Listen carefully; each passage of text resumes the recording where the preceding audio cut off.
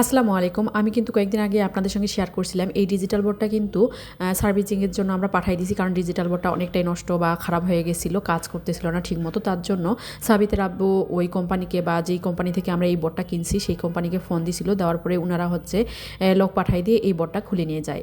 এবং বোর্ডটা খোলার জন্য সীমান্ত এবং সবুজ আমাদেরকে হেল্প করতেছিল, আপনারা দেখছেন বা আমি আপনাদের সঙ্গে শেয়ারও করছি। যাই হোক, এই বোর্ডটা খুলে নিয়ে চলে গেল। আর এইদিকে বোর্ডটা যখন নিয়ে যাচ্ছিল আমি একটু শ্যুট করে নিয়েছিলাম, তা ওনারা চলে গেল। যাই হোক, ওনারা চলে যাওয়ার পরে আমি রুমের ভিতর ঢুকলাম যে রুমের কি অবস্থা বা বোর্ড যেখানে ছিল সেই পিছন সাইডের অবস্থা কি। তো সঙ্গে সঙ্গে আমি কিন্তু রুমের ভিতর ঢুকে গেলাম। তো রুমের ভিতর ঢুকেই দেখতেছি অনেকগুলো ঝিল এবং অনেক কেমন জানি হয়ে গেছে, আপনাদেরকে দেখাই দেই।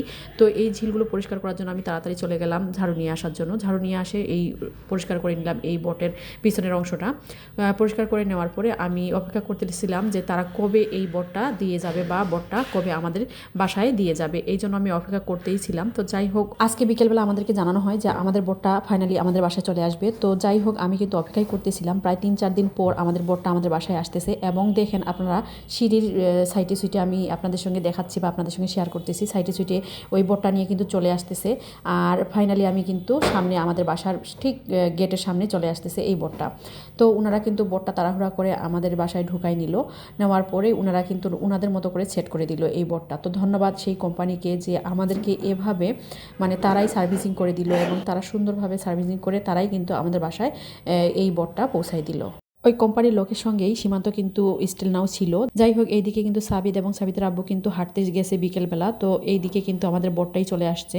তো সাবিত এবং সাবিতের আব্বু যেহেতু ছিল না, তার জন্য সীমান্ত কিন্তু ভালোভাবে চেক করে নিল এবং অবশেষে কিন্তু তারা সেট আপ করে দিয়ে চলে যাচ্ছে। আর এই দিকে একটু অপেক্ষা করলাম। আর এদিকে দেখেন সীমান্ত কি কাজ করতেছে। অপেক্ষা করতে করতে দেখতেছি যে সাবিতের আব্বু কলিং বেল বাজাচ্ছে। তো আমি কিন্তু দরজা খুলে দিলাম এবং দরজা খুলেই দেখতেছি সাবিতের আব্বু মিষ্টির কার্টুন নিয়ে আসছে এবং চার্জার কেবল নিয়ে আসছে। এগুলো দেওয়ার পরে তারা সঙ্গে সঙ্গে চলে গেল সেই রুমে, ডিজিটাল বোর্ডের রুমে, যেখানে ডিজিটাল বোর্ডটা লাগানো ছিল। তো সীমান্ত তো ছিলই। তো ওরা কিন্তু দেখতেছে এবং বলতেছে যে সীমান্ত ঠিকভাবে সেট আপ করে নিয়েছো কি না, এটা সেটা বলতেই আসিল। যাই হোক, এইদিকে কিন্তু মিষ্টি যেহেতু নিয়ে আসছে, আমার ছেলে বলতেছে মামুনি আমাকে মিষ্টি দাও। তো ওকে মিষ্টি সবার আগে খাওয়াই দিলাম।